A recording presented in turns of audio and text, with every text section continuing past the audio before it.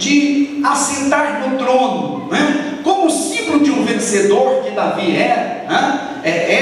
Era naquele tempo. Para nós hoje ele é um símbolo de um vencedor. Há duas pessoas que impediam Davi de sentar no trono. Quais eram as duas pessoas, igreja?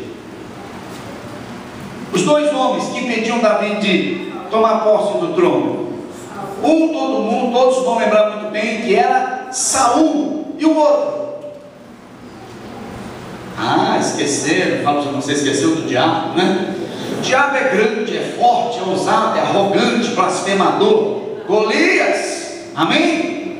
Mas ele se encheu do Espírito Santo. Davi se encheu do Espírito Santo e derrotou Golias num dia só. Amém? Quando você entrega a sua vida para o Senhor Jesus, você derrota o diabo. É apenas um gesto, é apenas uma decisão.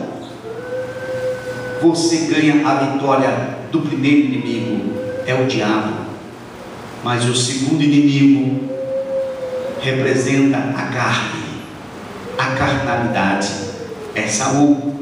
E nós vimos que no mesmo dia em que Davi derrotou Golias e ganhou o respeito do povo de Deus, ganhou renome com o povo de Deus, naquele mesmo dia em que ele venceu o diabo, ele arrumou o maior inimigo da sua vida, que foi Saul, a carne. E a carne simboliza as fraquezas do homem, sendo influenciado pelos encantamentos do mundo, pelas forças que o inimigo usa, né? As contaminações, o pecado, né? Que vem em forma de provocação, de tentação. Então, Davi teve que lutar todos os dias da sua vida com Saul. Ele teve que fugir de Saul. Ele tinha que evitar Saul, como a Bíblia fala que nós temos que fugir das impurezas, fugir da aparência do mal, fugir daquele ambiente de tentações. Então, há dois tipos de inimigo: seja o diabo, que vem usando situações e circunstâncias de forma bem reta, bem direta contra você, ou seja, a carnalidade, provocações.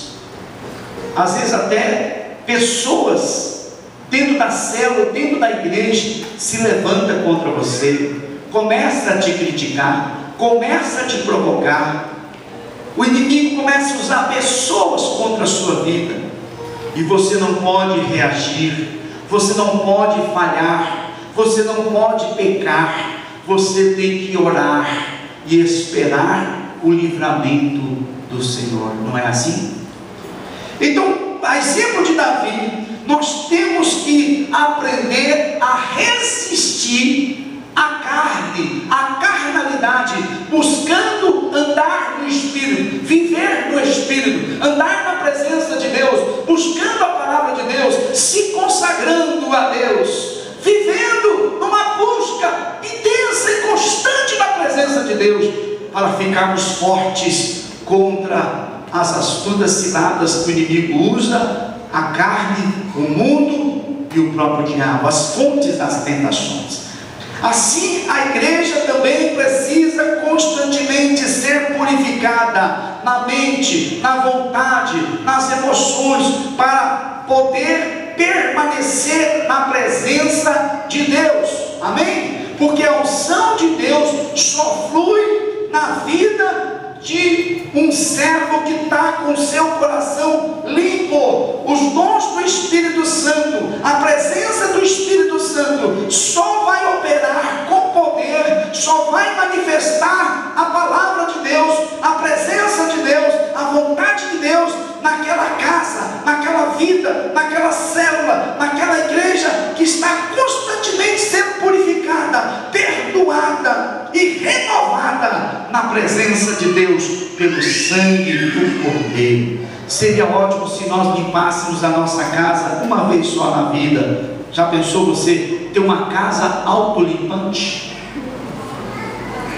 Ou até um corpinho autolimpante, que não precisasse tomar banho, que não precisasse pôr um fedor gostoso, um cheirinho bom? Você tem que tomar banho todos os dias, sim ou não? Alguns assim praticam essa modalidade. Alguns limpam a sua casa todo dia, ou algumas casas talvez cada 3 dias, 2 dias, 3 dias, ou uma vez por semana dá uma caprichada, amém? Assim como a sua casa onde você mora precisa ser limpada, assim como os seus bens precisam ser limpados, os produtos que você tem na sua casa, os aparelhos que você tem na sua casa, precisam passar um paninho, né, irmão? Precisa passar um lustramóveis, amém? Assim como você precisa tomar banho, trocar de roupa, assim também a sua vida espiritual precisa ser renovada com o seu culto, com a sua adoração, com a sua busca da palavra de Deus e da presença de Deus, para que o Espírito de Deus permaneça na casa, para que o Espírito de Deus permaneça no seu coração, na sua vida. O caminho para a busca do poder, da unção e da provisão de Deus começa com a atitude de zelo pela casa de Deus. João 2,17, Jesus diz assim: o zelo da tua casa me consumirá. Repita comigo: o zelo da tua casa me consumirá. Então Jesus estava dizendo que ele tinha zelo pela casa de Deus. Assim você tem que ter zelo pela casa de Deus. Se você não tiver a atitude de cuidar, de zelar, seja do teu corpo como santuário de Deus, seja da sua célula como lugar de santuário na sua casa, seja aqui no templo onde nos reunimos, se você não tiver zelo pelas coisas de Deus e pela casa de Deus, Deus vai sair da tua vida. Por isso Jesus disse que ele tinha zelo pela casa de Deus, e por isso ele entrou no templo e derrubou a mesa dos cambistas e as cadeiras, e jogou o dinheiro no chão, e soltava os animais, e tocava os animais para fora do átrio da casa de Deus, porque aquele lugar, ele disse, é lugar de oração. Fala para o seu irmão: seu coração é lugar de oração.